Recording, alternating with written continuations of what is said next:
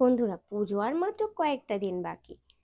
তো আজকে আমি তোমাদের জন্য নিয়ে এসেছি খুব সহজ পদ্ধতিতে আর পৌরেভাবে শাড়ি পরার কিছু স্টেপ। তো তোমরা দেখে নাও ভিডিওটা, আশা করি তোমাদের হেল্প হবে। তো আমরা যেভাবে শাড়িটা আগে রাউন্ড করে নিই সেভাবে রাউন্ড করে নিলাম। আর তারপরে দেখো আঁচলের পোর্শনটা আমি নিয়ে নিয়েছি।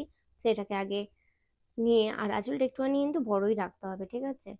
আর দেখো তারপরে আমি কুচিটা করে নিচ্ছি। কুচিটা কিন্তু একটু বেশি হয়েছে আমার, দেখো। আর কুচিগুলো কিন্তু এরকম একটার পর একটা এইভাবে সাজিয়ে নেবে, তাহলে কিন্তু বেশ মানে একটা ঘেরালো টাইপের হবে, খুব ভালো লাগে দেখতে। আর দেখো এরপরে যে আঁচলের পোর্শনটা রেখেছিলাম আমি এইভাবে একটা ভাঁজ করে নিয়েছি। বুঝতেই পারছো, আঁচলের যে ডান সাইডটা রেখেছিলাম সেই অংশটা এইভাবে টেনে নিয়েছি। এরপরে ওটা টেনে নেওয়ার পরে আমি এবারে আঁচলটা করে নিচ্ছি। তোমরা এটা একবার অ্যাপ্লাই করে দেখো। আমার তো খুব সুবিধা হয়েছে এই পদ্ধতিটা দেখে, তো আশা করি তোমাদেরও খুব সুবিধা হবে বন্ধুরা। তো এর সাথে যদি তোমরা ঘুমটা দাও তাহলে কিন্তু আরো একটু বেশি আঁচলটা বড় রাখতে হবে। আমার আঁচলটা একটু ছোটই হয়ে গেছিল, তো তার জন্য তোমাদের বারবার বলে দিচ্ছি আঁচলটা কিন্তু একটু বড় করে রাখবে। আর দেখো তারপর কাঁধের কাছে আমি পেনটা দিয়ে সেট আপ করে নিয়েছি। আর এই যে এই পোর্শনটা যেটা বলছিলাম তোমাদের আমি রাখলাম, যেটা প্রথমেই দেখিয়েছি, এটা তোমরা যেমন যার মানে মাপে হবে সেই অনুযায়ী করবে। দেখো আমি এইভাবে নিয়েছি আর এইভাবে ঘুরিয়ে পেছনের দিকে একটা সেফটি পিন দিয়ে আটকে নিলাম, ব্যাস হয়ে গেল অনেকটাই। বুঝতেই পারছো জিনিসটা কিভাবে এসে গেছে। কুচির পরে এটা পড়বে, আর এরপরে কিন্তু একটা কোমরে বেল্ট হোক বা কোমর বন্ধনী হোক অবশ্যই দিয়ে নেবে, তাহলে কিন্তু জিনিসটা আরো সুন্দর লাগবে দেখতে।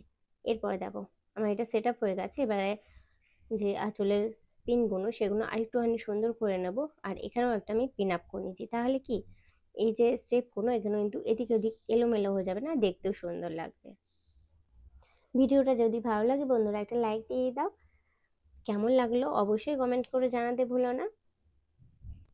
আর হ্যাঁ, ভালো না লাগলেও অবশ্যই জানিও বন্ধুরা, কারণ শিক্ষার কোনো শেষ নেই, আমি আরো শিখতে চাই তোমাদের থেকে। দেখো বন্ধুরা, পেছনের স্টেপটা কিন্তু পেছনটাও পিন আপ করে ভালো করে করে নিতে হবে, আমার ওটা করা হয়নি, তো আমি ওর জন্য দেখিয়ে দিলাম। আর যে বাদবাকি পোর্শনটা থাকছে, যার জন্য তোমাদের বলছিলাম একটু বেশি বড় করে আঁচল রাখতে হবে, এখানটা কুচি করে এদিকটা টানতে হবে। এবার তোমরা কুচি দিয়ে আমি যে স্টেপটাই করেছিলাম এটা কুচিটা কাঁধে নেওয়ার জন্য, তো কাঁধে নিয়ে এইভাবে করে নিতে পারো। এটা এক ধরনের আট পরে পরার শাড়ি। কি বন্ধুরা, তাহলে অষ্টমীর দিন আট পরে শাড়ি পরতে আর অসুবিধা হবে না তো? আশা করি তোমাদের একটু হলেও সুবিধা হলো। দেখো এবার দেখো তো কেমন লাগছে শাড়িটা। আমার কিন্তু বেশ পছন্দ হয়েছে। এবার ব্যাস পছন্দসই মেকআপ দিয়ে সেজে ফেলো।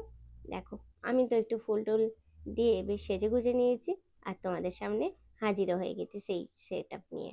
এই দেখো, আর যেটুকু বাদ বাকি ছিল এই যে পুরোটাই রেডি হয়ে চলে এসেছি।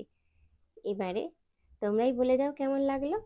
তো আসবো আবার পরবর্তী ভিডিও নিয়ে, সবাই ভালো থেকো, টাটা।